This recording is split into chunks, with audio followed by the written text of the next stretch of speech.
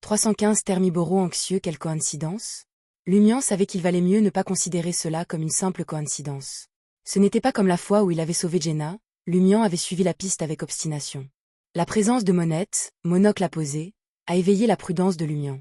Il esquissa un semblant de sourire et répondit « En effet, quelle coïncidence !» Avec une main nonchalamment glissée dans sa poche, Lumian joua son rôle, faisant semblant de fixer les bougies et les matériaux sur la surface de pierre. L'intention était de faire comprendre que le rituel était terminé et qu'il pouvait partir quand il le souhaitait. Il n'y avait rien de valeur à piller ou à détruire.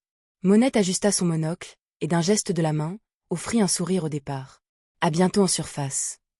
Et juste comme ça, il se retira, ses pas s'effaçant dans les profondeurs. Lumian a été pris au dépourvu. Il part comme ça?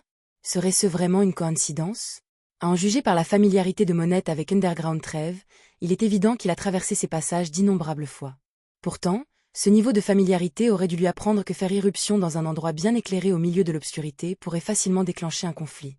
Le bon sens veut que la présence d'un étranger dans la grotte de la carrière justifie une observation prudente avant toute approche. L'apparence abrupte et nonchalante semblait décevante.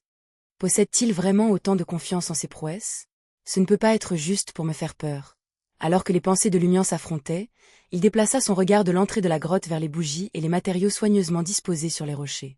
La question s'est posée de savoir s'il fallait persister avec le rituel de bénédiction. À cet instant, la voix de Thermiboro résonna en lui. « Tu ferais mieux de déménager. » Les sens de Lumian frémirent, captant une note de malaise dans le ton de Thermiboro. C'était subtil, presque insaisissable, faisant douter Lumian de son jugement.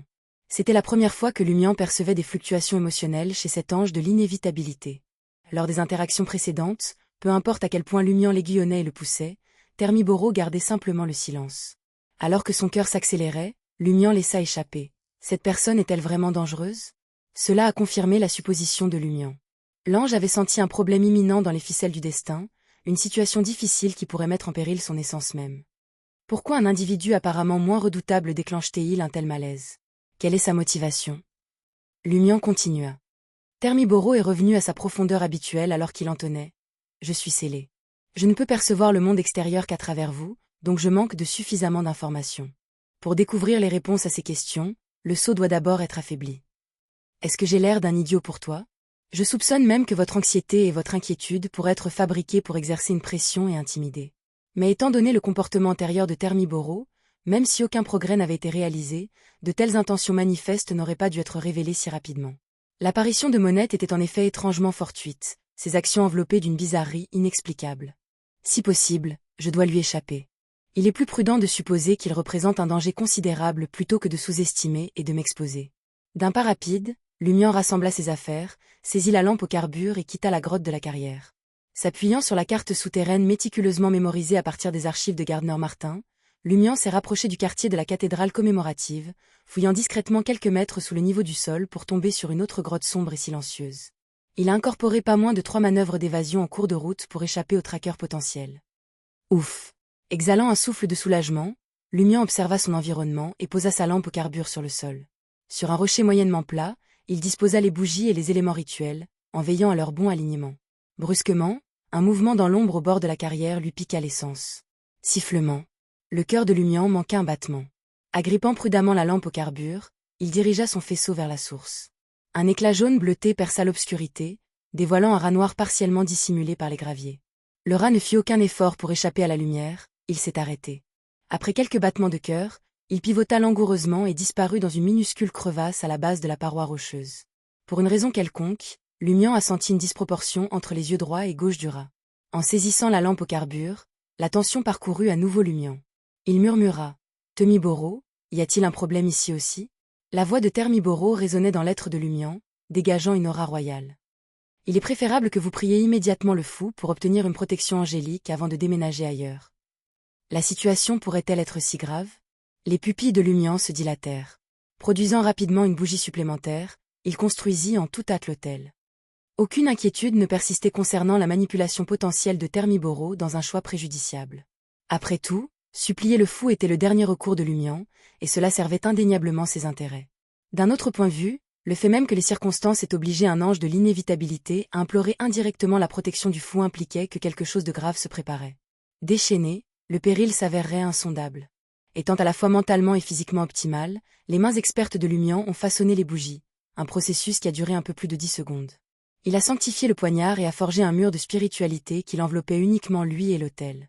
Méthodiquement, il a allumé les 3 bougies séquentiellement, de la divinité à l'humanité, de gauche à droite, ponctuées de gouttes d'huile essentielle et d'extrait. Au milieu de la brume et des volutes de brouillard, Lumian expira, récitant gravement. Le fou qui n'appartient pas à cette époque, le mystérieux souverain au-dessus du brouillard gris, le roi du jaune et du noir qui porte chance.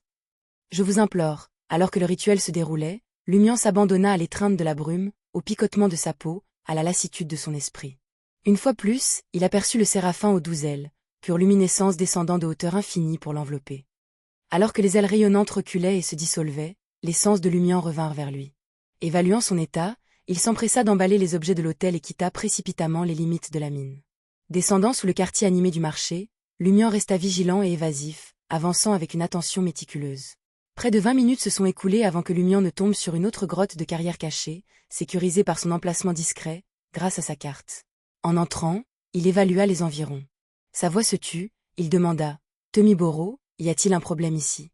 « Actuellement, aucun, » répondit Termiboro. Lumian ferma les yeux, un nouveau calme s'installant sur lui. Il réfléchit à ses options. Dois-je faire surface et attendre la dissipation de l'anomalie avant de chercher un refuge isolé pour le rituel de prière de bénédiction? Ou devrais-je saisir l'instant présent, échapper brièvement à l'anomalie et accélérer ma progression vers le statut de contractant, en capitalisant sur la protection angélique du fou? Conformément à la disposition de Lumian, il penchait pour le risque. Le scénario ne changera pas par la suite. Il ne pouvait pas déterminer si l'anomalie s'était véritablement dissipée. Il avait besoin des conseils d'une personne de rang supérieur. Dans ce cas, autant demander conseil maintenant. L'hôtel a été rétabli. Pourtant, cette fois, il a contourné la protection ou les avantages, invoquant à la place le messager de Madame la magicienne.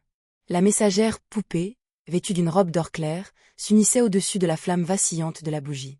Observant Lumian, il grommela « Ce n'est pas un bon endroit ». Sur ce, il récupéra la lettre inscrite à la hâte de la main de Lumian.